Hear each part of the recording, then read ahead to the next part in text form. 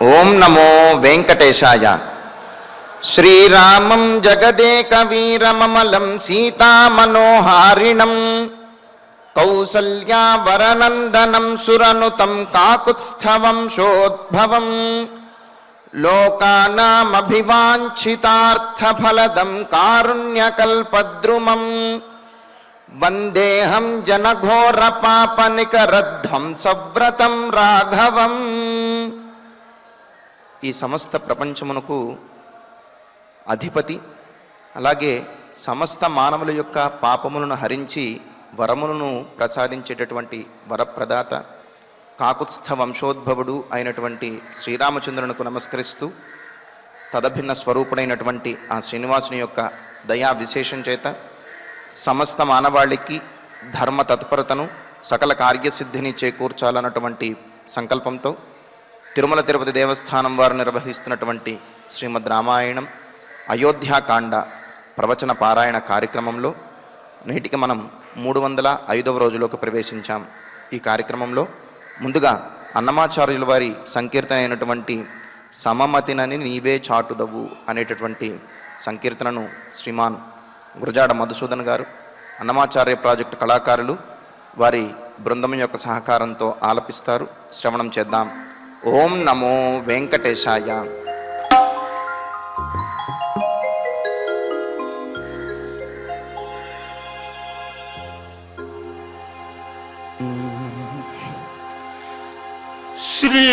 శ్రీరామ రామ రామేతి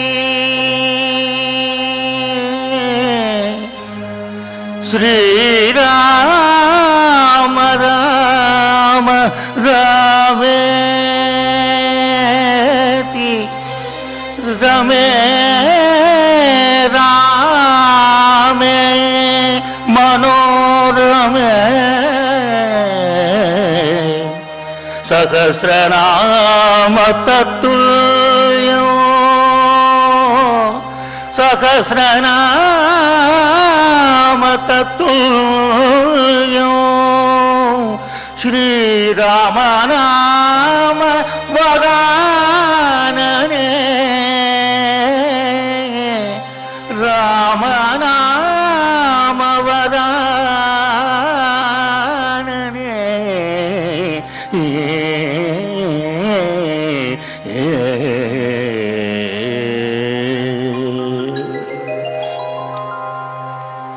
సమమతి నని నీవే చాటుదు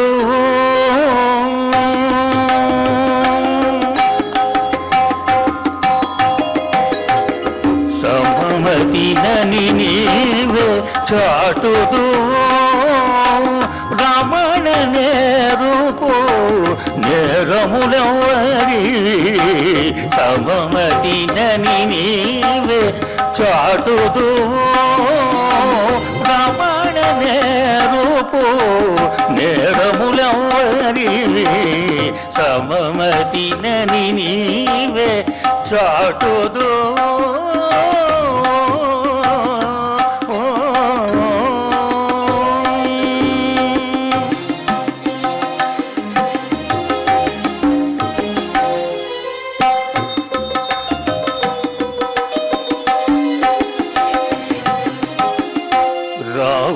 రావణాదులైన రాక్షస సమితిలో రావణాదులైన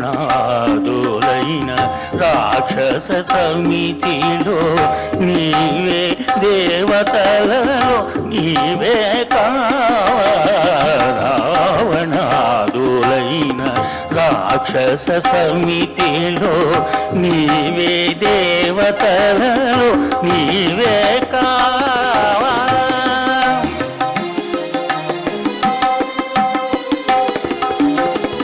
భావింపన సురలు పగనీకు నేలైరి భావింపన సురలు పగనీకు నేలైరి ఈవల సురులేల హితులైరి భావింపన సురలు పగనీకు నేలైరి ఈవల సురులేల హితులైరి సమమతినని నీవే చాటుదు రమణ నేరూపు నేరములవరి సమమతినని నీవే చాటుదు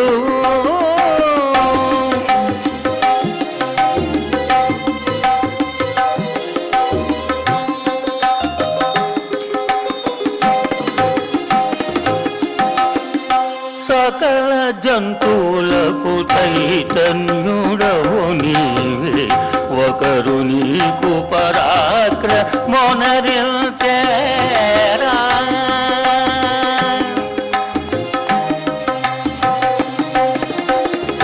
సకల జంతువులకు చైతన్యుడవు నీవే ఒకరు నీకు పరాక్రమొనరిల్తేరా అకట కొందరి పాపాత్ములగజేసి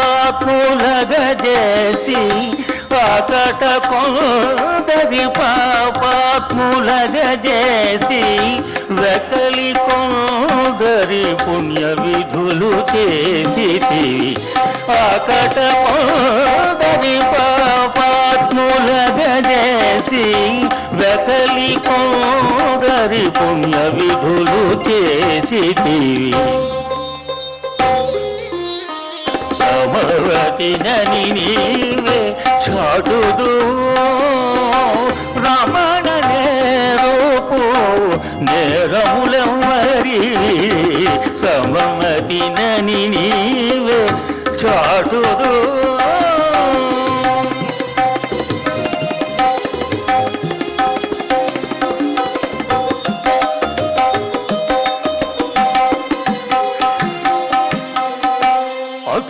అటుగనయిట్టాయ నట్టాయననేల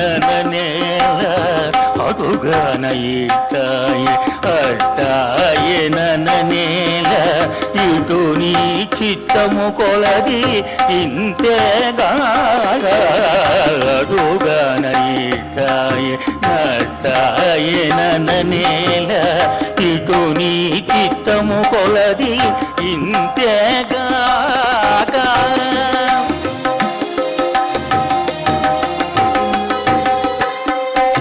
ఘటించి శ్రీ వెంకటపతి దాసులు ఘటించి శ్రీ వెంకటపతి దాసులు నిటువలె ఘనులైరి ఇదిగో నీ కృపను ఘటించి శ్రీ వెంకటపతి దాసులు ఇటువలె ఘనులైరి ఇదిగో నీ కృపను సమమతినని నీవే చాటుదు రమణ నేరూపు నేరములవరి సమమతినని నీవే చాటుదు రమణ నేరూపు నేరములవరి సమమతినని నీవే చాటుదు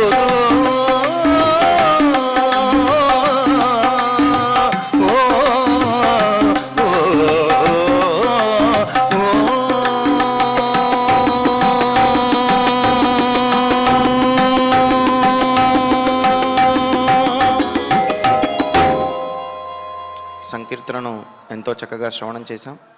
ఇక ఇప్పుడు శ్రీ గురు ధ్యాన పూర్వకంగా సంకల్ప వాక్యాలను అందరము కలిసి పలుకుతూ ఈ కార్యక్రమాన్ని ప్రారంభం చేసుకుందాం. శ్రీ గురు ధ్యానం గురుర్బ్రహ్మా గురుర్విష్ణు గురుర్దేవో మహేశ్వరః గురుః సాక్షాత్ పరం బ్రహ్మ తస్మై శ్రీ గురవే నమః. శ్రీనివాస ధ్యానం శ్రీ వెంకటాద్రి నిలయః కమలాకాముకః పుమాన్ అభంగుర విభూతిర్నః తరంగయతు మంగళం.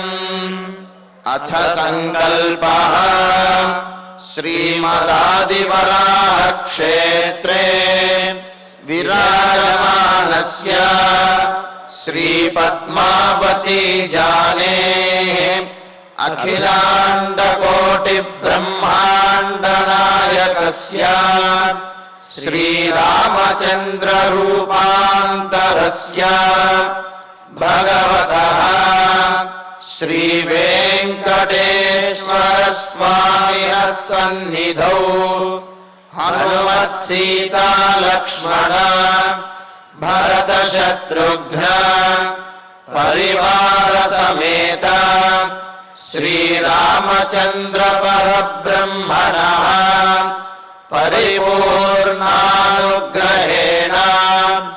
अस्मिन् भुवने समस्तादिव्याधीनां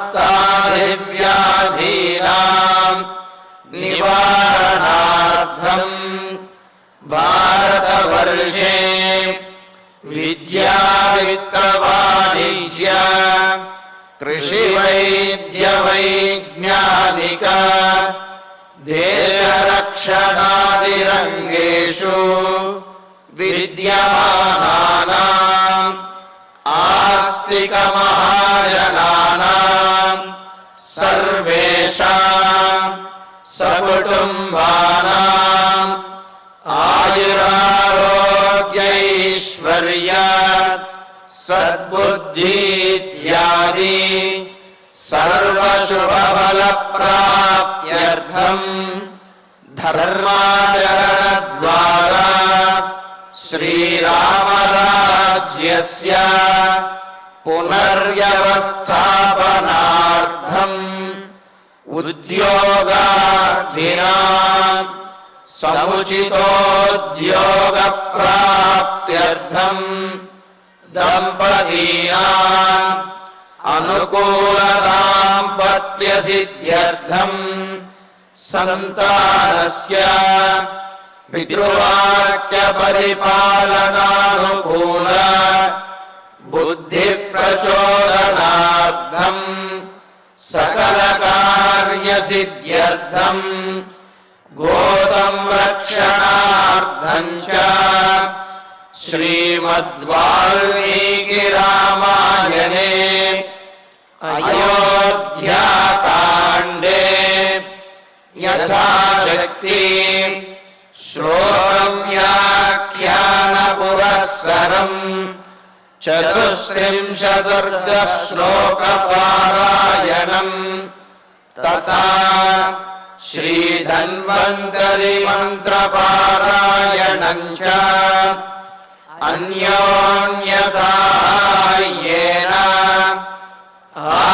आचार्यमुखेन करिष्यामहे। श्रीवाल्मीकिप्रार्थना।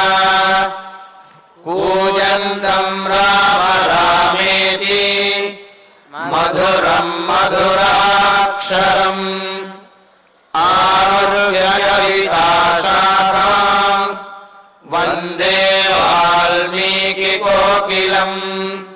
श्री आञ्जनेय प्रार्थना। मनोजवं मारुततुल्यवेगं जितेन्द्रियं बुद्धिमतां वरिष्ठं वातात्मजं वानरयूथमुख्यं श्रीरामदूतं शिरसा नमामि। श्रीरामायण प्रार्थना। वाल्मीकिगिरिसम्भूता रामसागरगामिनी पुनादिभुवनं पुण्या रामायणमहानदी। श्रीरामप्रार्थना।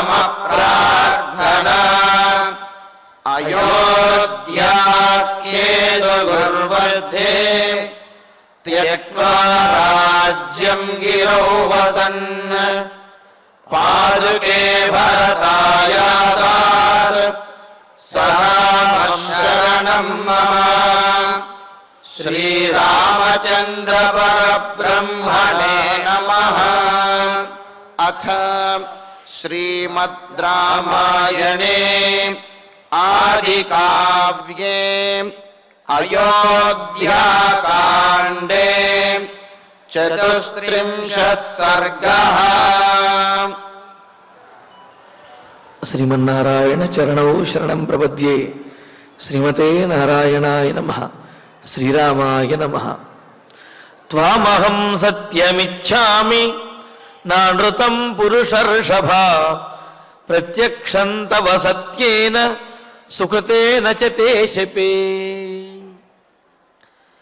రామచంద్రమూర్తి తాను ఆచరిస్తూ దశరథునితోటి చెబుతూ మనందరికీ కూడా బోధిస్తున్నటువంటి ఎన్నో అంశములు.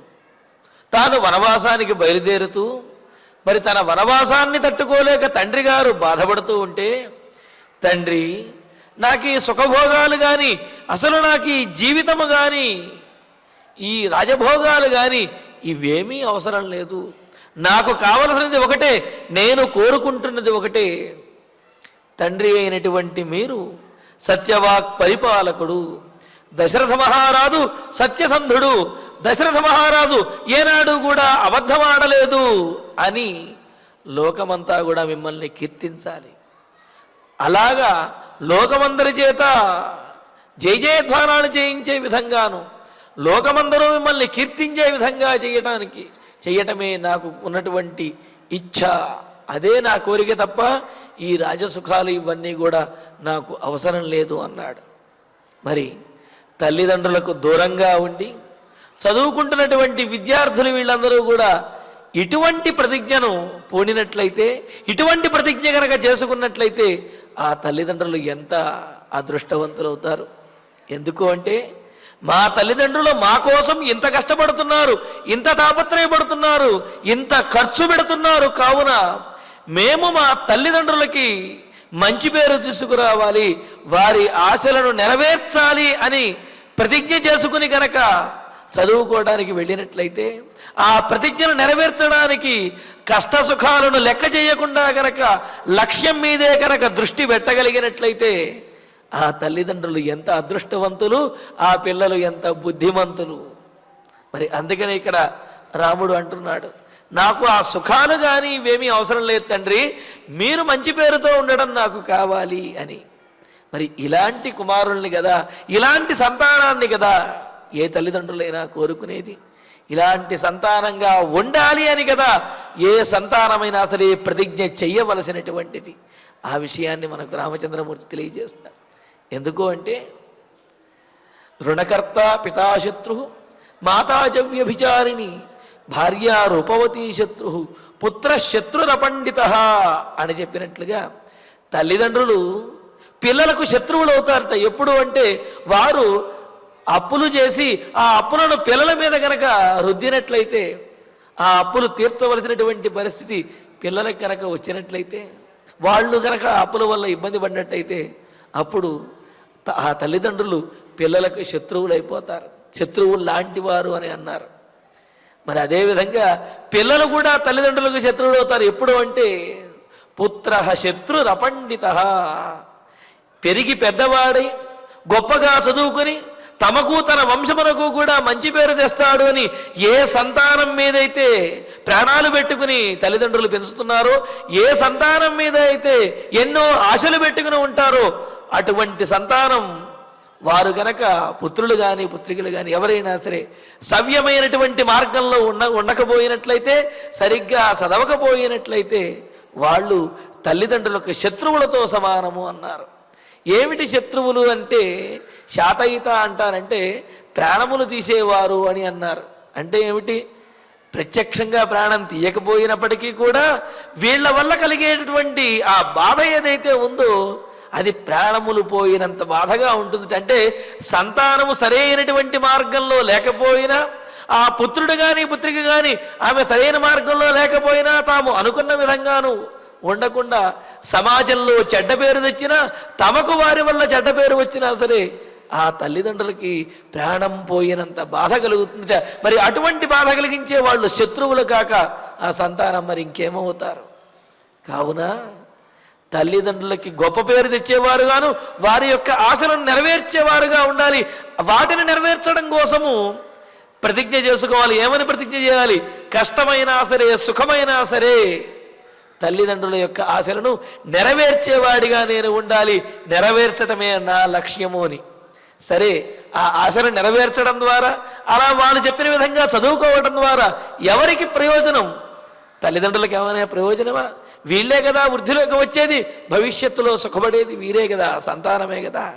మరి ఇవన్నీ తెలిసినటువంటి వాడు కావుననే రామచంద్రమూర్తి సంతానం యొక్క పుత్రుల యొక్క కర్తవ్యం ఏమిటి అని ఎరిగిన వాడు కావునని ఆయన సాక్షాత్తుగా అంటున్నాడు, తండ్రి మీకు మంచి పేరు తీసుకురావటమే నేను ఇష్టపడుతున్నాను, నేను కోరుకుంటున్నాను తప్ప వేరే రాజభోగాలేమీ కూడా నాకు అవసరం లేదు అని అంటూ ఇంకా అంటున్నాడు, నచశక్యం మయా తాత స్థాతం క్షణమపి ప్రభో సశోకం ధారయస్వేనం నహి మేస్తి విపర్యయః.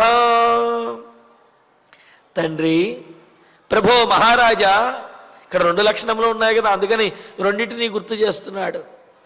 మహారాజా, తండ్రి, మయా క్షణమపి ఇహ స్థాతం నశక్యం. దశరథ మహారాజు అన్నాడు కదా, ఈనాటికి ఈరోజు ఇక్కడే ఉండి రాజభోగాలు అనుభవించి ఈ రాత్రి గడిచిన తర్వాత రేపు ఉదయాన్నే బయలుదేరి వనవాసానికి వెళ్ళమని చెప్పి దశరథ మహారాజు అడిగాడు కదా. దానికి రామచంద్రమూర్తి సమాధానం చెబుతున్నాడు ఏమని? మయా, నా చేత క్షణమపి, ఇంకొక క్షణము కూడా ఇక్కడ అయోధ్యానగరంలో ఈ అంతఃపురంలో ఉండడానికి వీలు లేదు అన్నాడు. ఎందుకని?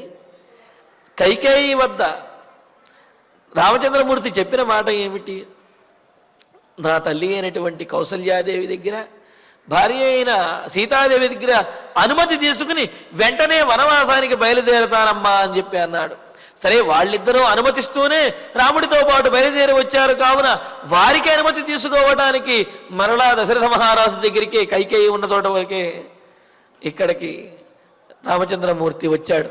మరి అలా వచ్చినటువంటి రాముడు దశరథ మహారాజు చెప్పినట్టుగా ఇక్కడే ఉండిపోయి ఆ రోజు గడిపేశాడు అనుకోండి, తాను కైకేయి దగ్గర చెప్పినటువంటి మాట ఏమవుతుంది?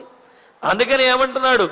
క్షణమపి, క్షణకాలం కూడా ఇహ స్థాతం నశక్యం, ఇక్కడ ఉండడానికి నేను వీలు లేదు, నేను ఇక్కడ ఉండకూడదు. ఎందుకు అంటే వెంటనే నేను బయలుదేరతాను అని కైకేయి మాతకు చెప్పాను.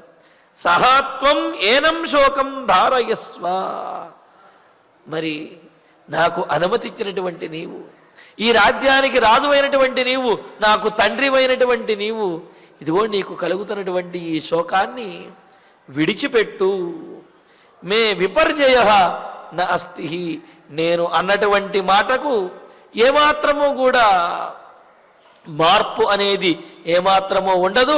అనుమతి వచ్చిన వెంటనే బయలుదేరతాను అని చెప్పి కైకేయి మాత దగ్గర చెప్పాను కావున అనుమతి వచ్చినది, ఇంకొక క్షణకాలం కూడా ఇక్కడ ఉండడానికి వీలు లేదు, వెంటనే నేను బయలుదేరి వెళ్ళవలసినదే అని చెప్పి రామచంద్రమూర్తి దశరథ మహారాజుతో అంటూ, అర్థితో హ్యసి కైకేయ్య వనం గచ్చేతి రాఘవ మయా చోక్తం వ్రజామీతి తత్సత్యమనుపాలయే.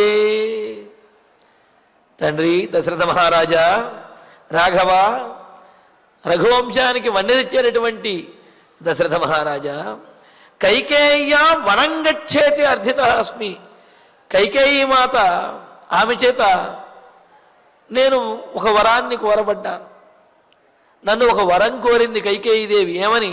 నాయనా, నువ్వు వనవాసానికి వెళ్ళు అని చెప్పి అన్నది. ఆమె ఆజ్ఞాపించింది. వ్రజామీతి మయా ఉక్తంచ, వెళతానమ్మా అని చెప్పి నేను ఆమెకు మాటిచ్చేశాను. ఆమెమో వనవాసానికి వెళ్ళమన్నది, నేనేమో వనవాసానికి వెళతాను అని చెప్పి వెంటనే మాటిచ్చేశాను. తత్సత్యం అనుపాలయే, ఆ మాటను నేను పరిపాలించి తీరాలి కదా. అంతేగాని మాట ఇచ్చిన తర్వాత దాన్ని తాత్సారం చేస్తూ ఆలస్యం చేస్తూ ఏదో ఒక వంకలు చెబుతూ అక్కడే కూర్చుంటే ప్రయోజనమేమున్నది? కావున తండ్రి, ఆమె అడిగినది నేను మాట ఇచ్చేశాను, దీనికి సాక్షిభూతంగా మీరే ఉన్నారు.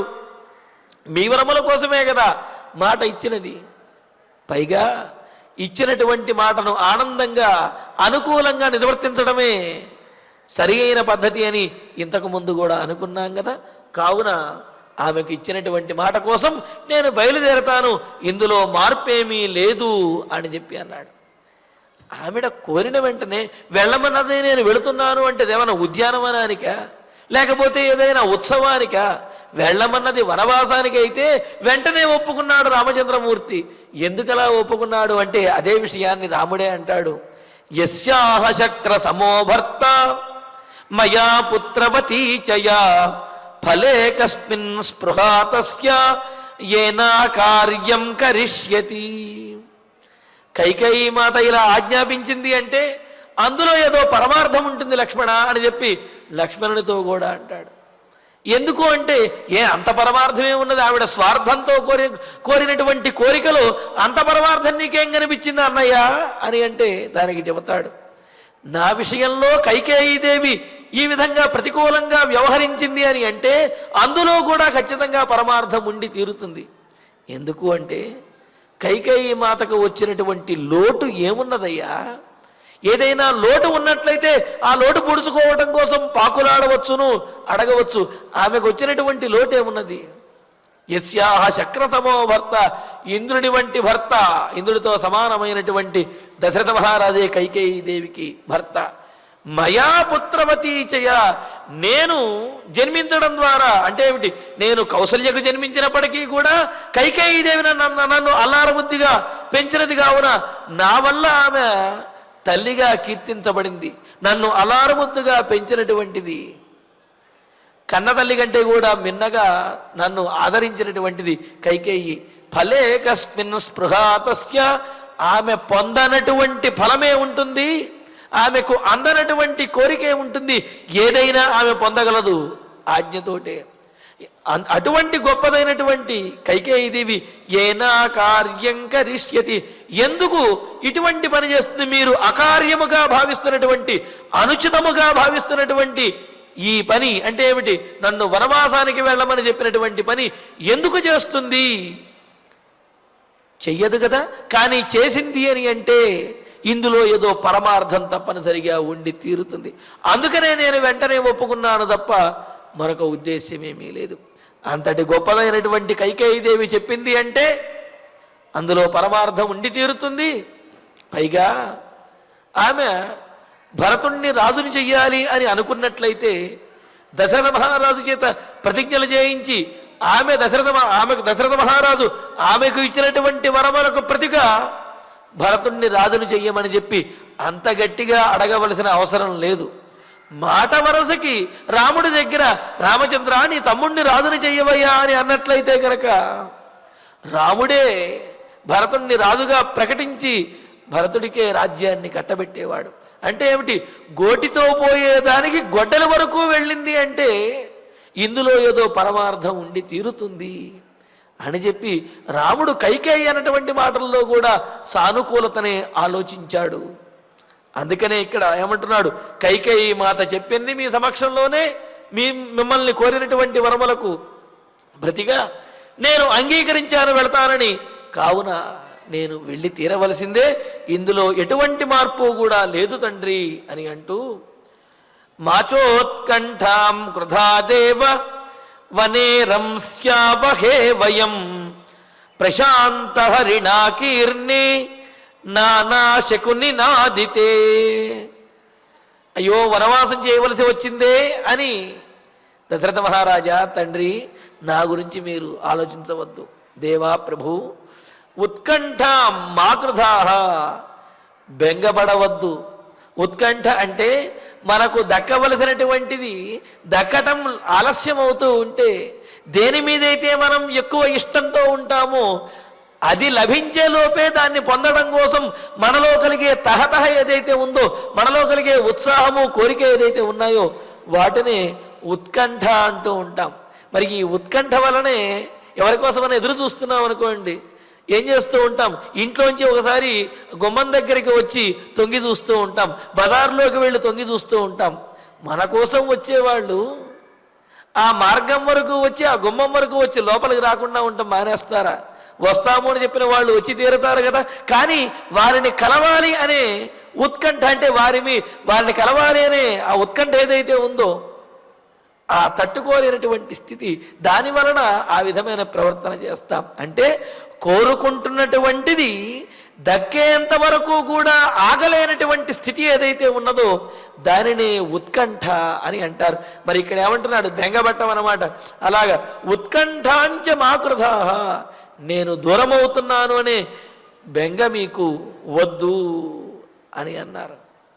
వద్దు అంటూ వయం ప్రశాంత హరిణాకీర్ణే, మేము తండ్రి మేము ప్రశాంత హరిణాకీర్ణే, ప్రశాంతమైనటువంటి అందమైన జింకలు నెమళ్ళు మొదలైనటువంటివి కూడా సంచరించేటటువంటి మనోహరమైనటువంటి, ఇంకా నానా శకునినాదితే అనేకమైన చిత్ర విచిత్రమైన పక్షుల చేత, పక్షుల కిలకిలారామములతోటి ఆహ్లాదకరంగా ఉండేటటువంటి వనే అరణ్యంలో రంస్యామహే, మేము చాలా ఆనందంగా గడుపుతాము అంటున్నాడు.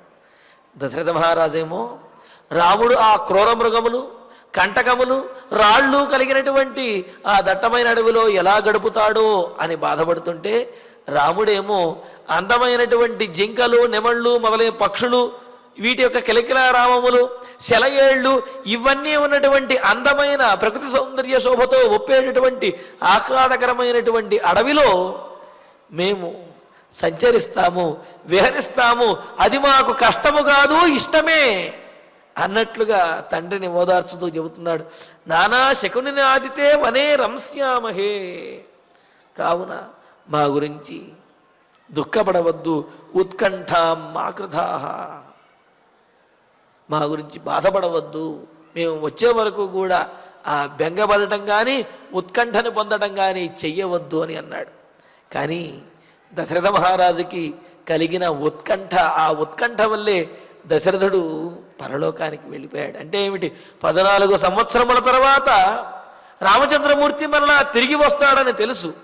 ఆ విషయాన్ని కౌసల్య, సుమిత్ర, కైకేయి, అయోధ్య నగరంలో ఉన్నటువంటి ప్రజలు వీళ్ళందరూ కూడా జీర్ణించుకోగలిగారు, మనసుకు సర్ది చెప్పుకోగలిగారు. కానీ దశరథ మహారాజు మాత్రము ఆ ఉత్కంఠని ఆయన భరించలేకపోయాడనమాట. ఆ తర్వాత అందుకని ఇక్కడ రామచంద్రమూర్తి ఏమంటున్నాడు? మీరు ఉత్కంఠను పొందవద్దు, బెంగపడవద్దు నా గురించి, నేను హాయిగా ఆ వనంలో విహరించి వస్తాను తండ్రి అని చెబుతూ, పితాహి దైవతం తాత దేవతానామపి స్మృతం తస్మాద్దైవతమిత్యేవ కరిష్యామి పితుర్వచః. తండ్రి, నేను ఈ వనవాసం చేయడానికి కారణం ఇంతకుముందు చెబుతున్నాను, ఇప్పుడు చెబుతున్నాను. నేనేదో ఈ వనవాసానికి కష్టపడి వెళుతున్నాను అని, లేకపోతే తప్పక వెళుతున్నాను అని మీరు అనుకోవద్దు. ఎందుకు అంటే, తాత, తండ్రి, దేవతానాం అపి పిత దైవతం, దేవతలందరికంటే కూడా నిర్ధారణే షష్ఠి అంటారు ఇక్కడ. అందుకని దేవతలందరిలోనూ కూడా పితా దైవతం, వారందరికంటే కూడా శ్రేష్టమైనటువంటి దైవం తండ్రే.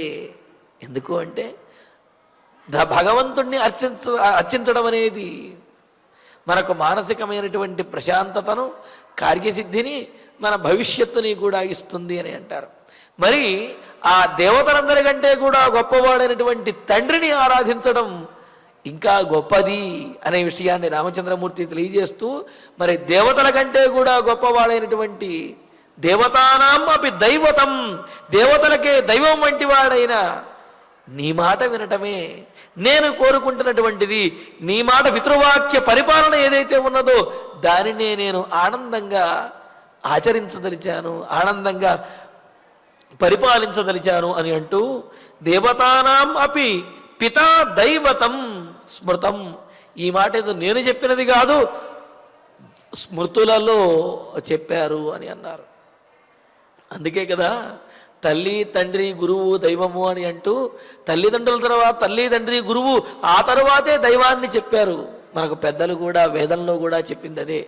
మరి స్మృతులలో కూడా దేవత అందరిలో కూడా అందరికంటే కూడా తండ్రే ప్రత్యక్షమైనటువంటి దైవము, తల్లిదండ్రులు మించినటువంటి దైవం ఎవరు లేరు అనే విషయం స్మృతులలో కూడా తెలియజేశారు కదా.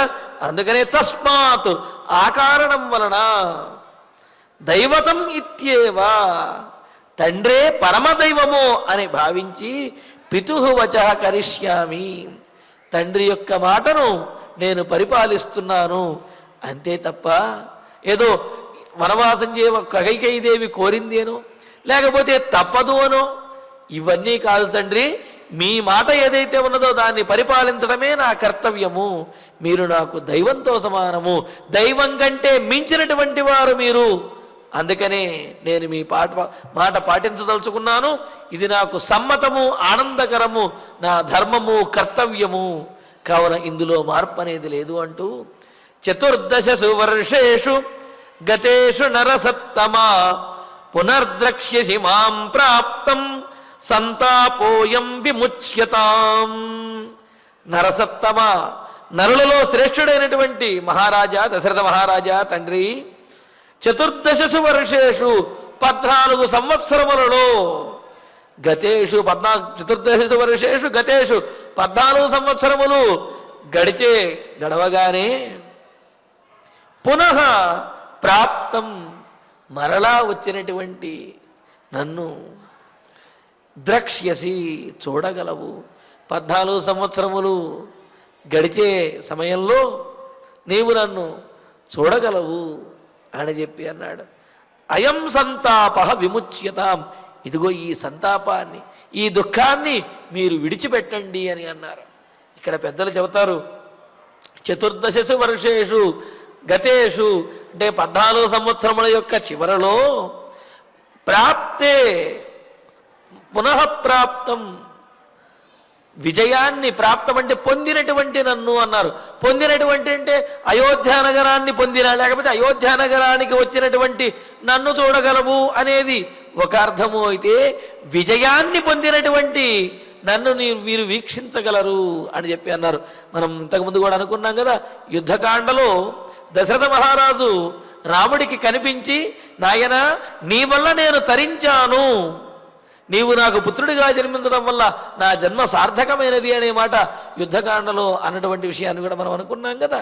మరి ఆ విషయాన్ని ఇక్కడ రామచంద్రమూర్తి అంటున్నట్లుగా అంటే ఏమిటి, రాముడు చెబుతున్నదేమో మరలా నేను వనవాసం పూర్తి చేసి అయోధ్య నగరానికి వచ్చేస్తాను, నీవు చూడగలవు అని చెప్పి రాముడు చెప్పేటటువంటి మాటలు. అందులో ఉన్న పరమార్థం ఏమిటి అంటే, ప్రాప్తం విజయాన్ని పొందినటువంటి వాడిగా నన్ను చూడగలవు తండ్రి అనేది పరమార్థం అన్నమాట. అంతరార్థం ఆ విధంగా ఉన్నది అని ఈ విధంగా చెబుతూ ఓదార్చుతూ 14 సంవత్సరములు గడిచిన తర్వాత మరలా నేను రాజ్యాన్ని పొందినటువంటి వాడిగా ఉంటాను, అప్పుడు మీరు చూడవచ్చును తండ్రి, కావున ఈ దిగులు విడిచిపెట్టండి అని అంటూ ఏన సంస్తంభనీయోయం సర్వో బాష్పగళో జన సత్వం పురుష శార్దూల కిమర్థం విక్రియాంగతః. తండ్రి పురుష శార్దూల అంటే ఇక్కడ దశరథుల్లో ఉన్నటువంటి ఆ పౌరుషాన్ని, ఆ ధైర్యాన్ని కూడా, ఆ ఉత్సాహాన్ని కూడా నింపటము కోసము, రేకెత్తించడం కోసము, గుర్తు చెయ్యటం కోసం ఈ విధంగా అంటున్నాడు. బాష్పగళ, దుఃఖంతో కంఠము గద్గదమైపోయి, కన్నీటితోటి కళ్ళన్నీ కూడా నిండిపోయి ఉండి, గద్గదమైనటువంటి స్వరంతో, దీనమైనటువంటి వదనంతో ఉన్నటువంటి నీవు నీవు అయం సర్వజన ఏన సంస్తభనీయ, మీరేమో ఇలా కనిపిస్తున్నారు, కానీ మీరు బయటకు బాధపడుతూ విలపిస్తూ ఉన్నారు. ఇక్కడ ఎంతోమంది నా వియోగాన్ని భరించలేక, నా వనవాసాన్ని తట్టుకోలేక ఎంతోమంది తమ కన్నీళ్లను కళ్ళలోనే గుడ్లలో నీళ్ళను గుడ్లలోనే కుక్కుని అంటారు కదా, అలాగా తమ కన్నీళ్లను తమ కళ్ళలోనే దాచుకుని తమ దుఃఖాన్ని దిగమింది కంఠం వద్ద ఆపి మాట్లాడలేనటువంటి స్థితిలో, నోట మాట రానటువంటి స్థితిలో ఎంతో మంది ఇక్కడ కనిపిస్తూ ఉన్నారు. మరి మీరు వారందరినీ కూడా ఓదార్చవలసినటువంటి మీరే ఈ విధంగా దుఃఖపడుతూ ఉంటే వారి యొక్క పరిస్థితి ఏమిటి? వారికి దిక్కెవరు? అందరికీ పెద్ద దిక్కైనటువంటి మీరే ఈ విధంగా దిగులు పడితే వారిని ఓదార్చేవారెవరు అని అంటూ ఏన సంస్తంభనీయ, ఈ సమస్తమైనటువంటి జనులు బాధపడుతున్నటువంటి దుఃఖాన్ని దిగమింగుతున్నటువంటి ఈ జనులు, అదేవిధంగా మీ పరివారజనము, ఈ 350 మంది పత్రులు వీళ్ళందరూ కూడా కౌసల్య, సుమిత్ర, కైకేయి వీరందరూ కూడా అంటే కౌసల్య, సుమిత్ర బాధపడుతున్నారు, కైకేయి బాధపడలేదు, పంపించాలనే ఆలోచనలోనే ఉన్నది. మరి మిగతా వాళ్ళు వీళ్ళందరూ కూడా బాధపడుతున్నారు.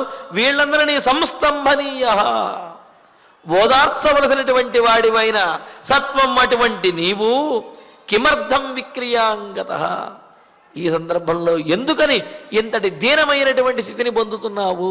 ఎందుకు అంటే రాజు యొక్క లక్షణం క్షతాత్ కిలత్రాయత ఇత్యుదగ్ర, క్షత్రస్య శబ్దో భువనేషు రూఢ అన్నాడు. రాజు అనేవాడు తనని నమ్ముకున్నటువంటి వారిని, తనని ఆశ్రయించినటువంటి వారిని రక్షించే విధంగాను, ఓదార్చే విధంగాను రాజు ఉండాలి తప్ప అందరికంటే ముందు రాజే ఏడుస్తూ కూర్చుంటే మరి రాజ్యంలో ఉన్నటువంటి ప్రజలను, ఆ పరివారాన్ని, వారిని రక్షించేవారు ఎవరు, వారిని ఓదార్చేవారు ఎవరు ఉంటారు? కావున అందుకనే ఇక్కడ ఏమంటాడు, పురుష శార్దూల మహారాజా అని సంబోధించడంలో ఉద్దేశ్యం అదే. మీరు పురుషులలో శ్రేష్టమైనటువంటి వారు. మరి వారి యొక్క లక్షణం ఏమిటి? తనని ఆశ్రయించినటువంటి వారు తాను కష్టములలో ఉన్నప్పటికీ కూడా తనని ఆశ్రయించినటువంటి వారికి కష్టం లేకుండా చూసుకునేటువంటి వారు, వారి యొక్క కష్టంలో వారిని ఓదార్చినటువంటి వారినే రాజు అని, యజమాని అని, పురుష శార్దూల అని ఈ విధంగా సంబోధిస్తూ చెబుతున్నాడు. మరి అటువంటి మీరు, వీళ్ళందరినీ ఓదార్చవలసినటువంటి మీరు, వీళ్ళందరికీ దిక్కైనటువంటి పెద్ద దిక్కైనటువంటి మీరే ఇలా దిగులు పడుతూ ఉంటే వీరందరి పరిస్థితి ఏమిటి? కావున కిమర్థం విక్రియాంగత, ఎందుకని మీరు ఈ విధంగా దుఃఖాన్ని పొందుతున్నారు? ఆ దుఃఖాన్ని విడిచిపెట్టి ధైర్యాన్ని తెచ్చుకుని వీళ్ళందరినీ ఓదార్చి సాంత్వనపరిచి మీ ధర్మాన్ని మీరు నెరవేర్చండి. అంతేగాని నా గురించి దిగులు పడవద్దు, నేను క్షేమంగా వెళ్ళి వస్తాను అని అంటూ పురం రాష్ట్రంచ మహీచ పురంచ రాష్ట్రంచ మహీచ కేవల మయా నిసృష్ట భరతాయదీయతాం అహం నిదేశం భవతోనుపాలయన్ వనంగమిష్యామి చిరాయ సేవితుం. ఈ రాజ్యాన్ని చక్కగా భరతుడు పరిపాలిస్తాడు. పైగా ఈ మీకు దుఃఖము కూడా భరతుని యొక్క పరిపాలనలో మీరు దుఃఖపడవలసినటువంటి అవసరం లేదు. అందుకని ఇంతకుముందు చెప్పినటువంటి మాటనే మరలా చెబుతున్నాడు. దశరథుడిని ఓదార్చడం కోసం ఈ రాజ్యానికి వచ్చినటువంటి ఇబ్బంది ఏమీ లేదు. అంటే ఏమిటి? దశరథుడు సరే నాయన, ఇక్కడ ఉన్నటువంటి వారందరినీ నేను ఓదార్చుతాను, కానీ ఈ రాజ్యాన్ని సవ్యంగా పరిపాలించేది ఎవరు అని దశరథుడు అనుకుంటాడేమోనని ఇంతకు ముందు చెప్పిన మాటే మరలా చెబుతున్నాడు. ఈ పురాన్ని అంటే పట్టణాన్ని భరతాయ దీయతాం, భరతునికి అయోధ్య నగరాన్ని భరతుడికి అప్పజెప్పండి. రాష్ట్రంచ భరతాయ దీయతాం, ఈ దేశం మొత్తాన్ని కూడా భరతునికి అప్పజెప్పండి. కేవల మహీచ, ఈ దేశాన్నే కాదు ఈ భూమండలం మొత్తాన్ని కూడా భరతునికే అప్పజెప్పండి అని అన్నాడు. ఎందుకు అంటే భరతుడు సమర్థుడు తండ్రి. ముందేమన్నాడు? ముందు ఈ అయోధ్య నగరాన్ని అన్నాడు. ఈ అయోధ్య నగరం ఏంటి? ఈ రాజ్యాన్ని, ఆ రాష్ట్రాన్ని అప్పజెప్పండి అన్నాడు. ఈ రాజ్యాన్ని ఏమిటి? అసలు ఈ సమస్తమైనటువంటి భూమండలాన్ని కూడా భరతునికి అప్పజెప్పినా అతడు సమర్థవంతంగా పరిపాలించగలడు. మీరు అతని యొక్క పరిపాలనలో ఆనందంగా ఉండవచ్చును. కావున రాజ్యానికి, ఈ ప్రజలకు ఏమైపోతుందో అనే బాధ మీకు అవసరం లేదు. సద్గుణ సంపన్నుడైనటువంటి భరతుడికి ఈ నగరాన్ని, ఈ రాజ్యాన్ని, ఈ భూమండలాన్ని కూడా అప్పచెప్పండి. మరి నేను ఏం చేస్తానో తెలుసా? భవతః నిదేశం అనుపాలయన్, మీ యొక్క ఆజ్ఞను పరిపాలించి చిరాయ సేవితుం వనం గమిష్యామి, చాలా కాలము మిమ్మల్ని సేవించడం కోసం. అంటే ఇక్కడ చూడండి, తండ్రి యొక్క మాట వినడమే తండ్రిని సేవించడము అనేది ఒక అర్థము. చిరాయ సేవితం, చాలా కాలము మీ మాటను, పితృవాక్య పరిపాలన చేయటం కోసమని నేను వనవాసానికి వెళతాను అనేది ఒక అర్థమైతే, చిరాయ సేవితం, చాలా కాలం తరువాత మిమ్మల్ని సేవించడానికి నేను రాగలను, 14 సంవత్సరముల తరువాత మాత్రమే మిమ్మల్ని నేను సేవించుకోగలను అని చెప్పటం రెండో ఉద్దేశ్యం అన్నమాట. ఈ విధంగా చిరాయ సేవితం, మీ ఆజ్ఞను పరిపాలిస్తూ చాలా కాలం తర్వాత మిమ్మల్ని దర్శించుకోవడం కోసము నేను వనవాసానికి వెళతాను. చాలా కాలం పాటు మీ ఆజ్ఞ పాటిస్తూ మిమ్మల్ని సేవిస్తూ వనవాసంలో ఉంటాను. సేవించడము అంటే ప్రత్యక్షంగా భౌతికంగా సేవించడం కాదు, ఆ తండ్రి మాటను పాలించడం కూడా తల్లిదండ్రుల్ని సేవించినట్లే అవుతుంది అని అంటున్నారు ఇక్కడ. అందుకనే ఈ విధంగా రామచంద్రమూర్తి చెబుతూ భరతుడికి రాజ్యాన్ని ఇవ్వండి, అతడు సమర్థుడు, నేను మీ మాట ప్రకారము వనవాసానికి వెళ్ళి చాలా కాలం తర్వాత మిమ్మల్ని సేవించుకోగలను అని అన్నాడు. అని మయా నిసృష్టాం భరతో మహీమిమాం సశైల షండాం సపురాం సకాననాం శివాం సుసీమామనుశాస్తు కేవలం త్వయా యదుక్తం నృపతే తథాస్తు తతు. మరలా చెబుతున్నాడు, ఈ రాజ్యానికి వచ్చినటువంటి ఇబ్బంది ఏమీ లేదు. మయా నిసృష్టాం, నేను విడిచిపెట్టి వెళ్ళినటువంటి, నేనే ఆనందంగా ఇస్తున్నటువంటిదైనా ఈ రాజ్యాన్ని, సశైలషండాం, పర్వతముల సమూహములతో కూడినటువంటిదైనా. ఇక్కడ షండ శబ్దానికి సమూహము అని అర్థము ఉన్నది కావున పర్వతముల సమూహంతో కూడినటువంటిదైనా ఈ పుసపురాం, పట్టణములతో ఎన్నో పట్టణములతో కూడినటువంటి అడవులతోటి కూడినటువంటి శివాం, మంగళకరమైన సుసీమాం, గొప్ప ఎల్లలు అంటే సరిహద్దులు కలిగినటువంటిదైనా ఇమాం మహీం, ఈ భూమండలాన్ని ఈ రాజ్యాన్ని అని అంటున్నాడు. అంటే ఇక్కడ రాజ్యాన్ని విడిచిపెట్టి వెళ్ళడం రాజ్యంలో ఏదో ఇబ్బందులు ఉన్నాయనో లేకపోతే లోటుపాట్లు ఉన్నాయనో అని కాదు. ఈ రాజ్యం ఎంతో సస్యశ్యామలమైనది, మంగళప్రదమైనది, ఎంతో మహోన్నతమైనటువంటిది. అయినప్పటికీ ఎంత మహోన్నతమైనప్పటికీ కూడా మీ ఆజ్ఞను పరిపాలించి ఇది భరతుడే పాలించాలి, నేను వనవాసమే చెయ్యాలి అని అంటున్నాడు. అందుకనే భరత కేవలం అనుశాస్తు, కేవలం భరతుడే ఈ రాజ్యాన్ని పరిపాలించాలి. ఎందుకు అంటే కైకేయి మాత యొక్క కోరిక అదే, మీరు ఇచ్చినటువంటి వరము అదే, నేను ఒప్పుకున్నది కూడా అదే. ఎందుకని కైకేయీదేవి చెప్పగానే రాముడు ఏమన్నాడు, అమ్మా నేనే భరతునికి పట్టాభిషేకం చేస్తాను, దగ్గర ఉండి భరతుడిని పిలుచుకు వచ్చి పట్టాభిషేకం దగ్గర ఉండి నేనే అంగరంగ వైభవంగా చేస్తాను అని అన్నాడు. అప్పుడు కైకేయీదేవి ఏమన్నది, కాదు నాయన, నువ్వు వనవాసానికి బయలుదేరు, భరతుని యొక్క పట్టాభిషేకం జరుగుతుంది అని చెప్పి అన్నది. మరి అందుకని ఇక్కడ రాముడు ఏమంటున్నాడు, కేవలం భరతుడు మాత్రమే ఈ రాజ్యాన్ని పరిపాలించాలి, ఇంకెవరూ కూడా పరిపాలించడానికి వీల్లేదు. నేను నృపతే త్వయా యదుక్తం, మీరు ఏదైతే ఆజ్ఞాపించారో, ఏదైతే మీరు చెప్పారే తత్ అది తథా అస్తు, అలాగే జరగాలి అన్నాడు. ఏమిటి దశరథ మహారాజు చెప్పినది అంటే కైకేయికి ఇచ్చినటువంటి వరములు ఏమని, భరతునికి పట్టాభిషేకము, రామునికి వనవాసము అని మీరు ఏదైతే చెప్పారో, ఏదైతే అంగీకరించారో కైకేయి మాత వద్ద తత్తథాస్తు, అది అలాగే జరగాలి, అందులో ఎటువంటి మార్పు కూడా లేదు, నాలో కూడా ఎటువంటి మార్పు లేదు. భరతుడు చక్కగా రాజ్యాన్ని పరిపాలిస్తాడు, నేను సుఖంగా వెళ్ళి వనవాసం చేసి తిరిగి వస్తాను, మీరు ధైర్యంగా ఉండండి, ఉత్కంఠను బెంగను ఏమాత్రము పొందవద్దు అని దశరథ మహారాజుని ఓదార్చుతూ రాముడు వనవాసానికి బయలుదేరబోతూ ఉన్నాడు. మరి ఇందులో ఉన్నటువంటి మరిన్ని విశేషాలని తరువాతి ప్రవచనంలో తెలుసుకుందాము. ఇక ఇప్పుడు ఆచార్యుల వారి ద్వారా శ్లోకాలను పారాయణ చేసుకుందాము. త్వామహం త్వామహం సత్యమిచ్ఛామి సత్యమిచ్ఛామి నానృతం నానృతం పురుషర్షభ పురుషర్షభ ప్రత్యక్షం ప్రత్యక్షం తవ సత్యేన సుకృతేన చ సుకృతేన చ దేశపే న చ శక్యం మయా తాత స్థాతుం క్షణమపి ప్రభో శోకం ధారయస్వేమం నహి మేస్తి విపర్యయః అర్థితో హ్యస్మి కైకేయ్యా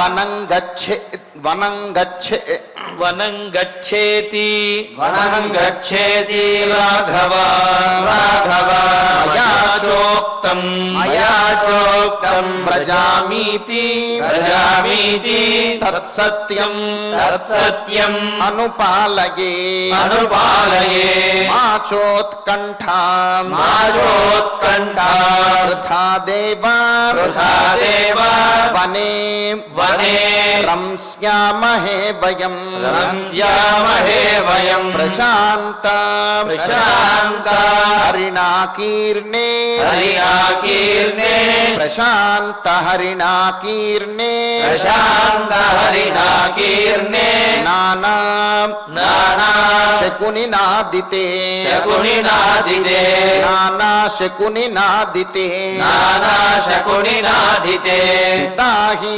పితాహి దైవతం తాత దైవతం తాత దేవతానామపి దేవతానామపి స్మృతం స్మృతం తస్మాద్దైవతం తస్మాద్దైవతం ఇత్యేవ ఇత్యేవ కరిష్యామి కరిష్యామి పితుర్వచః పితుర్వచః చతుర్దశసు చతుర్దశసు వర్షేషు వర్షేషు గతేషు గతేషు నరసత్తమా నరసత్తమా పునర్ద్రక్ష్యసి పునర్ద్రక్ష్యసి మాం ప్రాప్తం మాం ప్రాప్తం సంతాపోయం సంతాపోయం విముచ్యత విముచ్యతాం ఏన ఏన సంస్తంభనీయోయం సంస్తంభనీయోయం సర్వః సర్వః బాష్పగలో జనః బాష్పగలో జనః సత్వం సత్వం పురుష శార్దూల పురుష శార్దూల కిమర్థం కిమర్థం విక్రియాంగతః విక్రియాంగతః పురంచ రాష్ట్రంచ పురశ్చ రాష్ట్రంచ మహీ చ కేవల మహీ చ కేవల మయా నిసృష్టా మయా నిసృష్టా భరతాయ దీయత భరతాయ దీయత అహం నిదేశం అహం నిదేశం భవతోనుపాలయన్ భవతోనుపాలయన్ వనం గమిష్యామి వనం గమిష్యామి చిరాయ సేవితుం చిరాయ సేవితుం మయా నిసృష్టా మయా నిరుష్టా భరతో మహీమిమా భరతో మహీమిమాం సశైలషండాం సశైలషండాం సపురాం సకాననం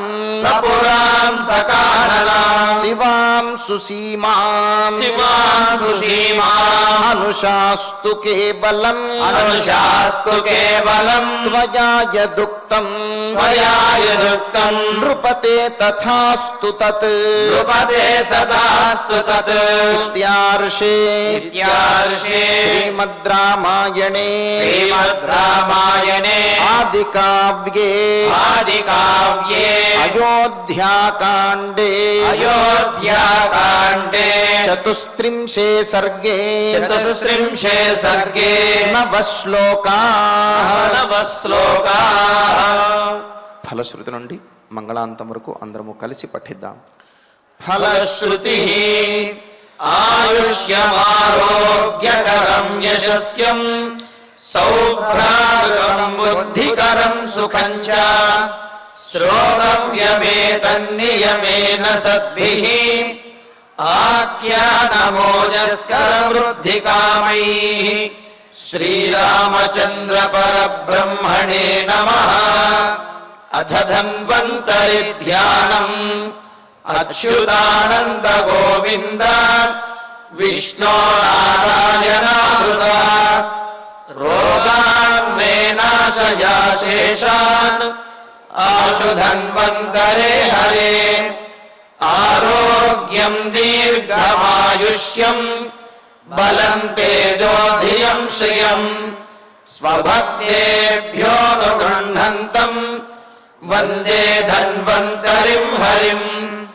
ధన్వంతరేరిమం శ్లోకం భక్త్యా నిత్యం పఠంతి యే అనారోగ్యం న తేషాం స్యాత్ సుఖం జీవంతి తే చిరం.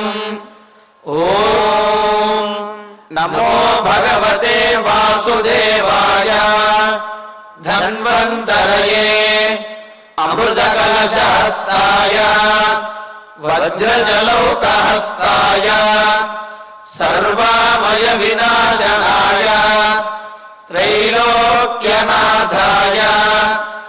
మహావిష్ణవే స్వాహా. ఓం వాసుదేవాయ విద్మహే సుధాహస్తాయ ధీమహి తన్నో ధన్వంతరి ప్రచోదయాత్. అథ నవగ్రహ ప్రార్థనా. ఆరోగ్యం పద్మబంధుర్వితరతు నితరాం సంపదం శీతరశ్మిః. భూలాభం భూమిపుత్రః సకల గుణయుతాం వాగ్విభూతిం చ సౌమ్యః.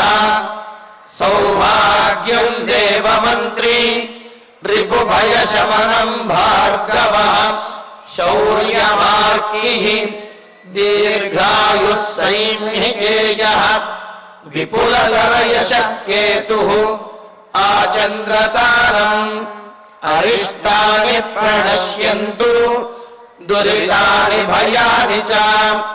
శాంతిరస్తు శుభం మేస్తు గ్రహా కుర్వంతు మంగళం. అథ క్షమా ప్రార్థనా. యదక్షరపదభ్రష్టం మాత్రాహీనం చ యద్భవేత్ తత్సర్వం క్షమ్యతాం దేవ. నారాయణ నమోऽస్తు. అథ భగవత్సమర్పణం. కాయేన వాచా మనసేంద్రియైర్వా బుద్ధ్యాత్మనా వా ప్రకృతే స్వభావాత్ కరోమి యద్యత్ సకలం పరస్మై నారాయణాయేతి సమర్పయామి.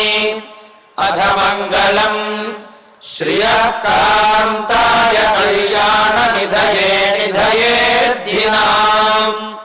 శ్రీవేంకటనివాసాయ శ్రీనివాసాయ మంగళం.